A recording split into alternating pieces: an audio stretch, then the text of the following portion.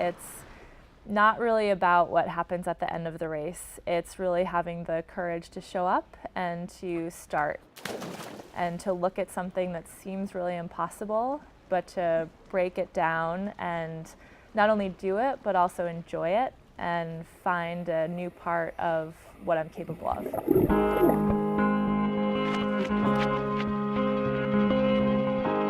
I worked at a hedge fund on Wall Street for 5 years, and I realized at one point that I really needed an outlet.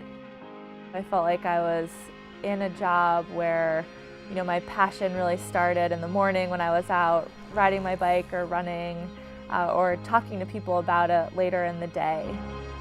For me, my definition of balance is that there really isn't balance, because I like to be 100% driving toward what I find most fulfilling and where I feel like I can make a difference.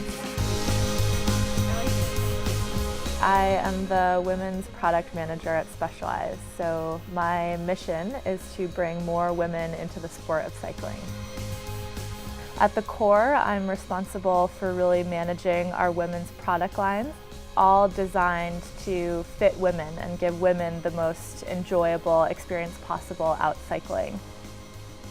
When I meet women who are curious about cycling, one of my biggest tasks is just to really spark that curiosity and to bring them into a sport that has really defined my life in so many ways and is a passion that I live every single day.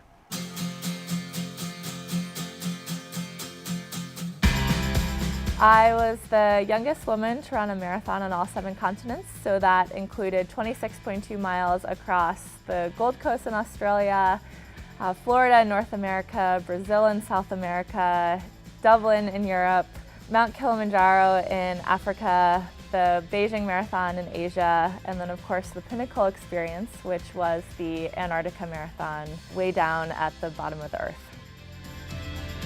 Ultimately, I think when I finally got the record, it had been a quest for over 2 years, and I was so excited about it and so passionate about it. And I remember getting the certificate and kind of being like, oh, that's nice. And what I was really excited about were the people that I met along the way, the sort of memories I had of these places, and it just really opened up my worldview in a way where when I got to the end of that road, the record was a nice piece of paper, but the process was really where a lot of the learning happened. I thought that was one definition of challenge, and the Ironman opened up a whole new world. And Ironman is a journey that takes you from a lake to a bike to a run and every high and low in between.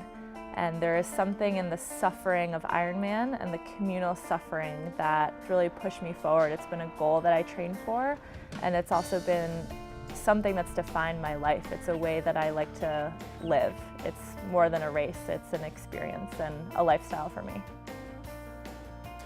I don't think I could do it unless I really enjoyed the process. Hello, greetings from the top of the Blue Nile Gorge. One of the things that I ask myself a lot is, what's next?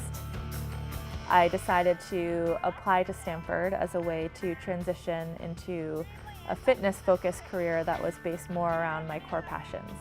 I had 4 months before I had to be at school, and what better way to fill 4 months than to ride a bicycle from Cairo to Cape Town.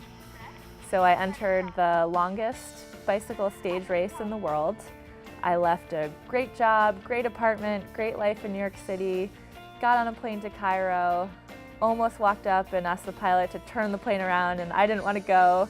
But as the plane was descending into Cairo, I realized that I was embarking on something really special.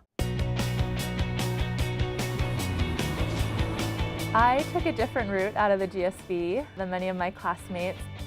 My opportunity at Specialized was very unexpected. I came into this wonderful place with all these bikes and people who love to bike, and after 5 years in finance, it's been just a really exciting new challenge to work on products and to work on products that I'm personally very passionate about. What's great for us is people that are passionate about cycling, right? Not just they like to bike, they love to bike. And know how much of a life changer it can be for people. So when we met Erin, that passion for cycling, but more importantly, her drive and determination in everything that she had done in her life. It was like, wow, she's fantastic. I don't think I could do my current job without the 2 years I spent at the GSB.